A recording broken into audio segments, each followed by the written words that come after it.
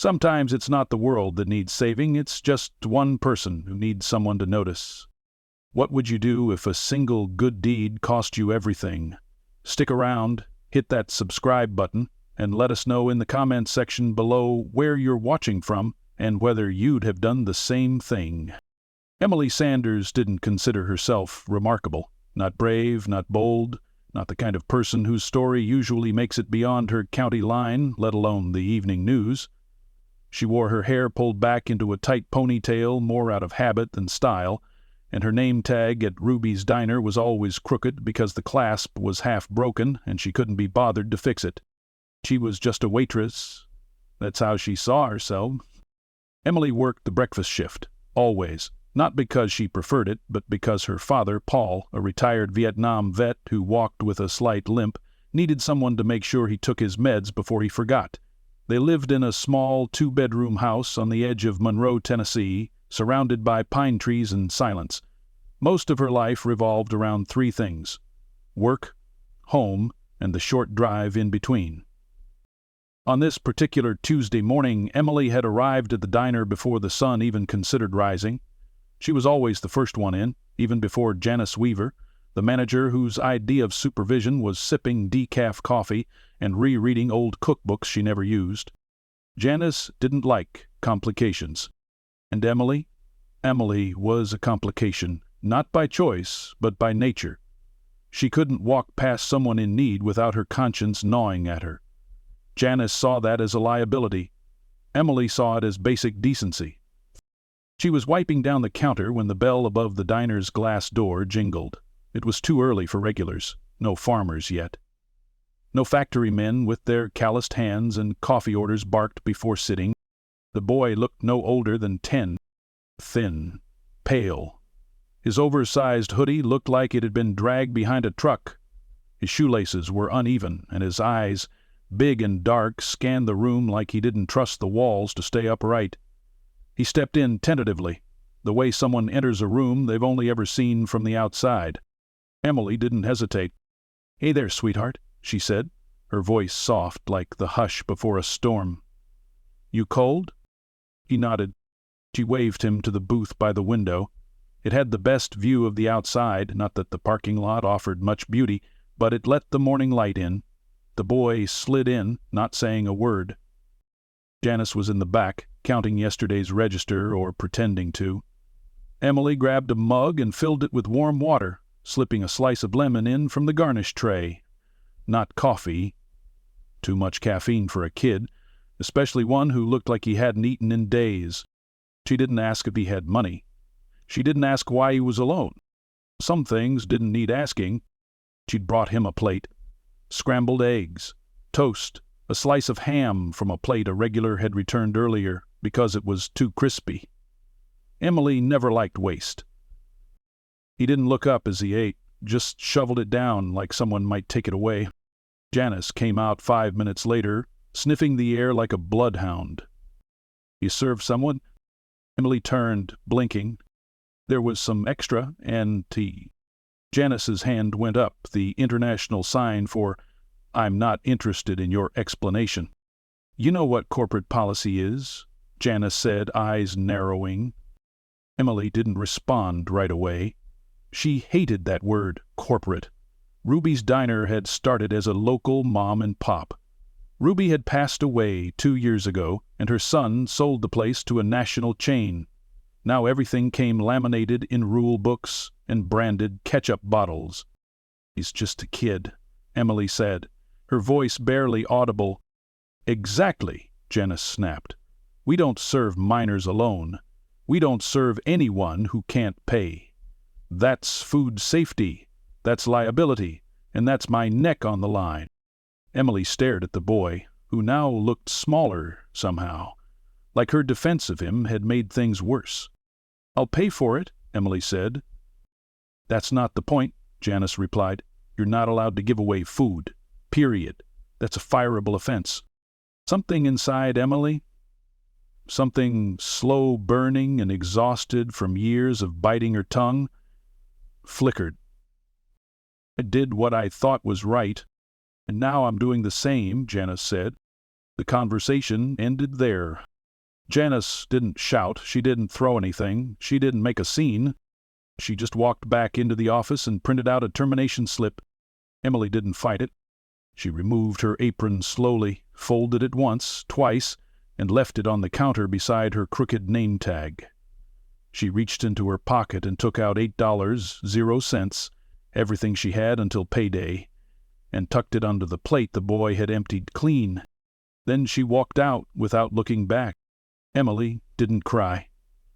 Not in the parking lot, not on the drive home, not even when her father asked why she was back so early, and she answered with a shrug and a lie about a power outage.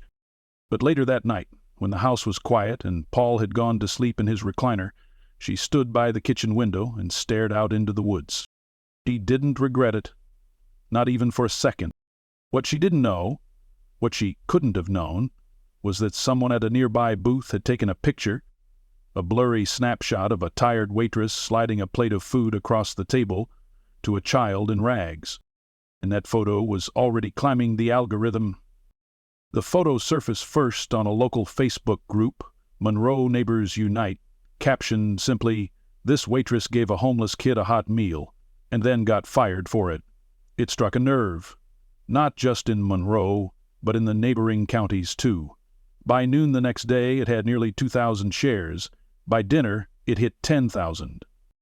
Emily didn't know any of that. She was sitting at the kitchen table, flipping through the classifieds in the back of the local paper, one of the few things her dad still insisted on subscribing to. Her phone sat untouched on the counter, a relic from another day. She hadn't even checked it since yesterday. There were no missed calls, no job offers, no miracles, just silence. Paul came in with his coffee. His gait was slow today, slower than usual. The rain always stiffened his joints. "You gonna call Janice?" he asked quietly, settling into his usual chair across from her. Emily didn't look up. "For what?" Paul shrugged. "Maybe ask for your job back. Say it was a misunderstanding." She exhaled through her nose the way she did when she was trying not to raise her voice. "I'm not apologizing for feeding a hungry kid." He didn't push it further. That was one thing Emily appreciated about her father. He knew when to shut up, when to let her fight her own fights. He hadn't always been like that. When her mother died, something changed in him. He stopped trying to fix things with lectures. He started just being there. The phone buzzed. Emily glanced over, but didn't reach for it. Then it buzzed again and again. The vibrations came like a steady rhythm, one after the other, until it didn't sound like a phone anymore. It sounded like a call. Paul reached for it. "You want me to check that?" She sighed. "Might as well. Probably a robocall trying to sell me insurance." Paul picked it up, squinting at the screen. "You've got 117 unread texts?" She frowned. "That can't be right." He scrolled, his eyes widening behind his reading glasses. "And voicemails. Emails, too. You're blowing up, Em." Emily finally took the phone, thumbing through the chaos. Names she didn't recognize. Numbers with area codes she'd never seen. One message caught her eye. David Ross, Channel 9 News. She picked to listen. "Hi, Miss Sanders. This is David Ross with WTVA. I'd love to speak with you about your story. We saw a photo circulating on Facebook, and it's gaining serious traction. Give me a call as soon as you can." She stared at the phone for a long time before speaking. "Someone took a picture." Paul leaned forward. "Of what?" "Of me and the boy at the diner. And what all this is about." "I think so." Emily opened her Facebook app for the first time in weeks. There it was, right at the top of her feed. A stranger had posted the photo, and someone else had tagged her. She clicked through the comments. This woman is a saint. Fired for being human? What kind of place does that? Someone get her a better job. Emily Sanders deserves recognition. Emily blinked at the screen. The support came from everywhere. Chicago, Denver, even someone in Canada. People weren't just outraged, they were moved. But it was overwhelming. Her phone rang. Not a number she recognized. She let it go to voicemail. Then it rang again. And again. "Let's remember," Catherine began. Then she fainted. Paul finally chuckled. "You gonna answer one of those or just let the whole country leave messages?" I don't know what to say. For the truth. She nodded slowly and picked up the next call. "Hello." A woman's voice on the other end, warm, calm, professional. "Miss Sanders?" "My name is Tasha Wilkins. I work with the Today Show. Would you be willing to do a short interview? Even a Zoom call would be fine." Emily blinked. I don't think I'm really... I'm just a waitress." "We think you're more than that. People need to hear your story." "I didn't do it to be on TV." "I know. That's what makes it matter." The call ended with Emily agreeing to think about it. Tasha promised to follow up the next morning. Paul was still sitting there, his mug empty now. "You're not just a waitress, you know," he said softly. Emily looked down. "I don't want all this attention. I didn't feed that boy for likes or clicks." "I know that. But you also didn't ask to get fired for it. If this many people think it matters, maybe it does." That night, she stayed up late reading messages. A woman from Ohio offered to send grocery money. A man from Georgia wanted to start a GoFundMe. Someone from New York said she'd inspired them to volunteer at their local shelter. By morning, Emily's story had been picked up by regional outlets. Channel 9, Channel 12, even NPR's affiliate shared a brief clip. But with attention came tension. The diner's Facebook page was flooded with angry reviews. Heartless, shameful, corporate cowards. Janice tried to release a statement claiming Emily had violated health protocols, but no one bought it. The tide had turned. Emily's phone rang again. This time, it was David Ross.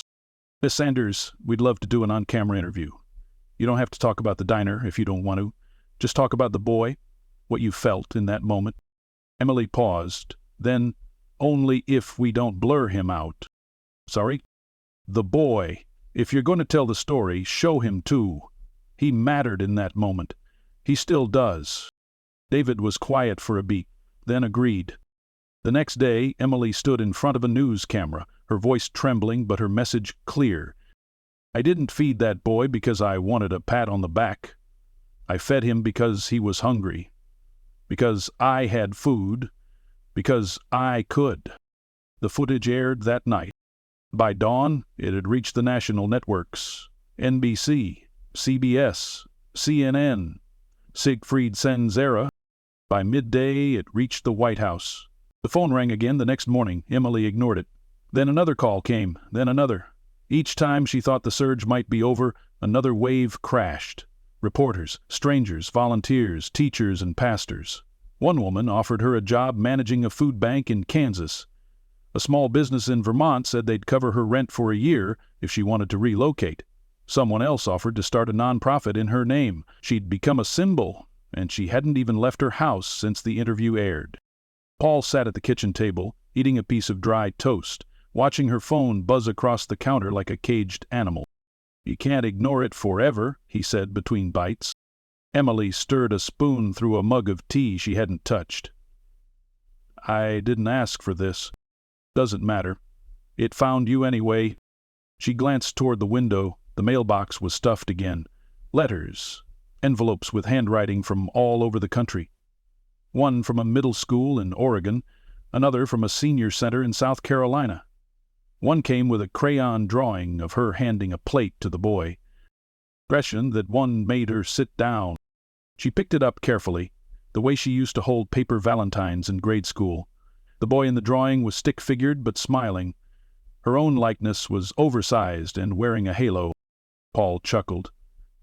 "They made you a saint now?"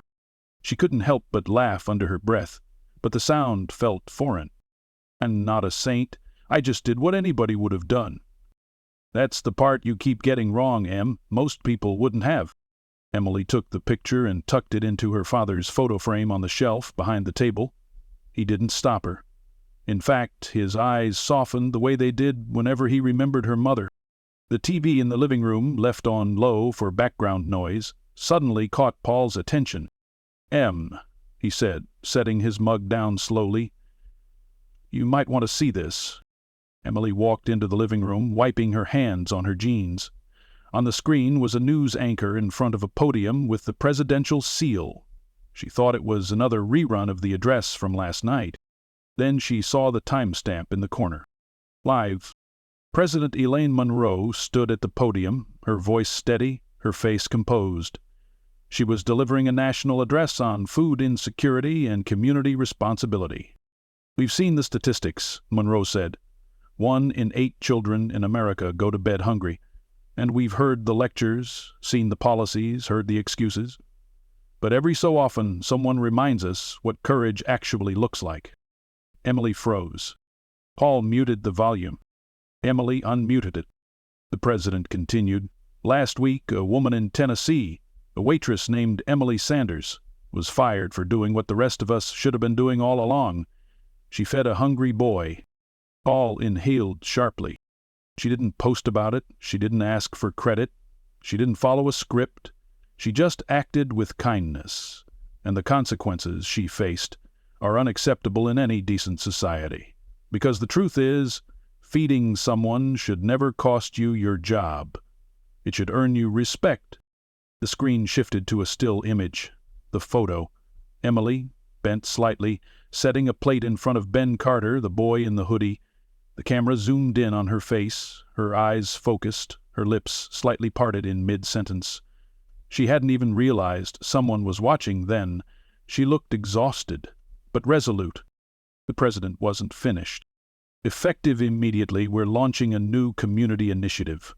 We're calling it the Sanders Act, modeled after one woman's decision to value decency over policy. This act will fund local diner voucher programs for underfed children in rural and low-income areas. It will encourage, not punish, acts of compassion." Emily's hands trembled. President Monroe's voice lowered. "And to Emily Sanders, if you're watching, thank you. This country sees you, and we're better because of you." The room went still. Emily sat down on the couch, her knees unable to hold her up. Paul looked at her for a long moment. "You just changed the damn country, kid." She didn't know whether to laugh or cry, so she did both. Silent tears slipped down her cheeks as she pressed the heel of her hand to her mouth. This wasn't just some viral moment anymore, it was real. Something bigger than herself, something that would outlast a news cycle. Her phone buzzed again. She picked it up, expecting another voicemail or text. Instead, it was a direct message. From Ben Carter's mother. "Hi, I saw the news. My name is Lydia. I'm Ben's mom. I know we haven't met. But Ben told me what you did. He was scared to talk to anyone about it. I just wanted to say thank you. You didn't just give him food, you gave him safety. You gave him hope." Emily stared at the screen, her vision blurring. There was one more message below that. "Ben drew you a picture. Would you like to meet us?" Emily stood up from the couch. "Dad," she said, her voice cracking, "I think I need to go somewhere." Paul reached for his coat. "I'll drive." That afternoon, they pulled into a community shelter on the edge of the county, where Lydia and Ben had been placed by a local church group once the media attention exploded. Emily stepped out of the truck slowly. Her hands were sweaty. She had fed the boy, but she hadn't spoken to him. Hadn't even heard his voice. Now, here he was. Ben stepped around the corner, wearing a clean sweatshirt, his hair combed, still quiet, but not hollow. He carried a folded piece of paper in his hands. He didn't speak at first, just walked up and handed her the picture. It was her again. But this time her face had a smile. She knelt down. "Hey there." He nodded shyly. "Thank you. For the food." Emily swallowed the lump in her throat. "Thank you. For reminding me what matters." They didn't need a crowd, or a camera, or a speech. Just a moment, and for once that was enough. 3 weeks later, the diner sat empty. The windows were dark, The open 7 days sign hung crooked in the glass, and the chairs were still stacked upside down on the tables. The town had stopped coming after the news broke, not because they hated Ruby's Diner, because they couldn't stand what it represented anymore. It had become a symbol of silence in the face of kindness, a symbol of what not to do. Emily hadn't driven past it since. She didn't need to. Too many other things had started moving forward. After the president's address, the Sanders Act passed its first round of funding unanimously in Congress, a rare moment of agreement in a country constantly divided. Community centers around the country began hosting compassion tables where children and low-income families could eat at no cost, hosted by small restaurants who volunteered. The government would reimburse them. The slogan was printed on T-shirts, signs, stickers, and school banners across the nation. No child should ever go hungry while food is being thrown away. The president had said it, but it was Emily who had lived it. The irony was that for the first time in her life, she didn't want to be seen. The attention felt too big for someone who never meant to stand out. She turned down 6 speaking engagements, book deals, even a breakfast cereal ad campaign with her face on the box. All she wanted was something simple: peace. She found it most mornings now at the new community kitchen in downtown Monroe. They'd named it Emily's Table. Not her idea, but she'd stopped protesting. It wasn't a soup kitchen. It wasn't charity. It was a place where everyone ate at the same long tables. No prices on the wall, just meals made fresh each day. Some people donated, some people volunteered, some just came because they needed to feel full. Emily ran the register even though there was nothing to ring up. One afternoon, as she was wiping the counter, she looked up and saw Janice Weaver standing at the door. For a moment, neither of them moved. Janice looked smaller than Emily remembered. Her suit was pressed, her lipstick still sharp, but her eyes had lost their bite. She stepped in slowly and removed her sunglasses, holding them like they were a kind of shield. Emily didn't speak. "I came to apologize," Janice said finally. I handled things wrong. I was afraid of breaking the rules, afraid of drawing attention. I didn't think—" Emily waited. Janice cleared her throat. "I didn't think someone like you would change everything." "I didn't change anything," Emily replied quietly. "I just didn't look away." Janice nodded, looking down at her hands. Do you need help here?" she asked, almost timidly. "I don't know how to cook, but I can clean. I'm really good at checklists." Emily gestured to the sink. "We always need dishwashers." Janice smiled faintly and walked back. No one clapped, no music swelled, but that moment in its own quiet way felt bigger than a press conference. Later that evening, as the last guests trickled out, Paul came by. He walked better these days. Getting out of the house had done wonders. He sat down at one of the empty tables, watching his daughter as she scraped off a tray. "You know," he said, "your mother would have loved this place." Emily looked over and smiled. "She always said food tastes better when you eat with strangers." "She did." Paul rubbed his thumb along a small veteran's patch sewn onto his jacket. "She also said kindness is the only thing that doesn't expire." Emily chuckled softly. "You remember all her sayings?" "Every one of them." She walked over and sat beside him. They didn't talk for a moment.